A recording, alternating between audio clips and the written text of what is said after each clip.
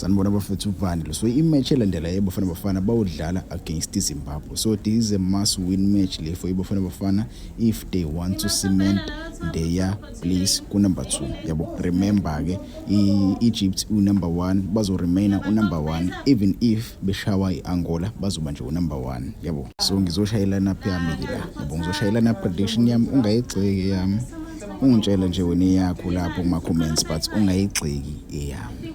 So lapha epaleni bafethu angifuni nje ukuloya ngwesti izinto kakhulu, ngizoqalisa bani? Ngizoqalisa uRonwen Williams. Ronwen Williams uyena goalkeeper ngizomqalisa against iZimbabwe bafethu. Remember ke Zimbabwe yasinikeza inkinga dlala le Musi Mabhida.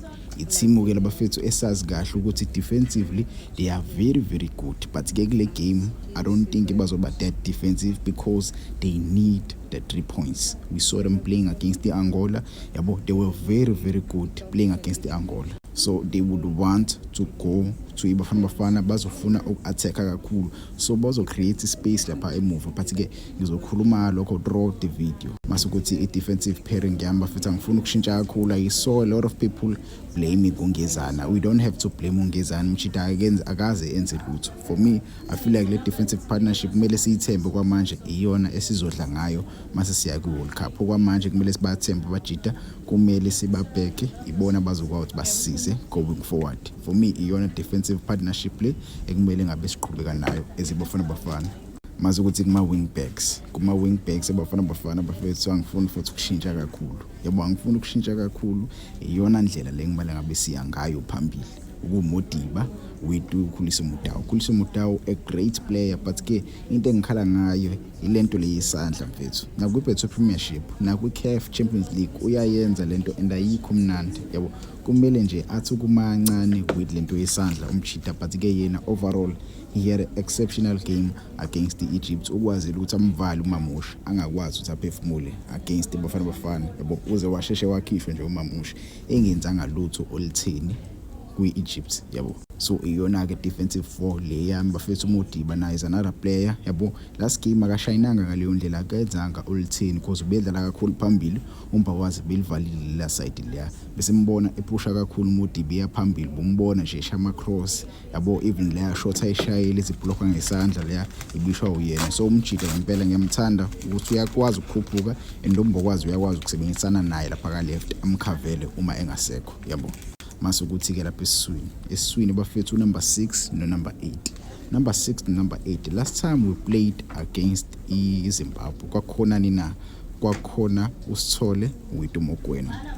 I don't know why kwaqala uSithole. uSithole is a defensive player yabo. Yes, uyakwazi ukudlala as a number 8, but he's more defensive. For me uSithole I see him playing as a number 6 more than a number 8 yabo. So I prefer Umbatha with Mokoena. Reason being I saw Umbatha playing with Mokoena when we were playing against Rwanda. You saw that combination ngosikhathi sidlala against Rwanda. Abajita ba understand indlela badlala khona. Best number 6 in the league, the best number 8 in the league. So these guys should be pairing together and playing together because they are playing the South African football way of playing e-ball. And when you include a player like Usithole in that mix, you see the difference between the two sets of players. But when you play the Betway Premiership way, you will see the crop that you want to see. You will see. So mina ngokwami kumele nje lapha eswini siqalise iBetway Premiership. Simele siqalise abadlali esibajwayele kwiBetway, abadlali esibabona week in week out yabo. I'm not saying this because yabo Umbatha for me he is a box to box, but when you put umjida onjengobani onjengosithole, usithola umboni kakhulu phambili yabo, uhleze laid back, uhleze defensive, akayi phambili kakhulu. So you don't want that. You want a player like Umbatha ozokwazi ukuthi abe box to box aphinde abuye futhi azo defend. Let's say sesiyawina ke second half, uzomfaka ke usithole second half yabo azo replace uMbasa. Masukuthi i-right wing engayiqalisa bafethu bani uMahawukota. I know last time we played against Zimbabwe bafethu uMahawukota didn't have a great game, but again remember the last time we played against Zimbabwe yayidlalela ukuthi vele ayifuni ukuthi ilose against iBafana Bafana. So whatever they will do, they will make sure ukuthi they defend each and every threat elethwa iBafana Bafana. So they defended in that game and they defended deep. so this time around they know ukuthi mebe defender bazophuma. So most of their players will play i-high line kakhulu, bazofuna ukuneza bafana inkinga. So njengoba bezosihlala nje nge-high line, abadlali abanjengoNkota abane-pace bazokwazi ukuthola lamabhola a-diagonal azoqhamuka ngibhokasi. Abadlali abanjengo-Oswina Police bazokwazi ukuthi barane through bathola amabhola aqhamuka kobani koNgezana. So when you have these two sets of players in your wings, uzokwazi ukuthi umeshe ispeed sama-defenders azodlala lapha. Yabo ama-defenders amaningi azobedlala i-highline, thina sibashaya nje ngalamabhola ambokasi mfethu. Oswina Police, I don't need to explain myself uthi Oswina Police kumele aqale. Yabo I expect more from Oswina Police kule game isoyidlala kusasa. I want to see elinye igoli lakhe and I want to see uNkota ekora.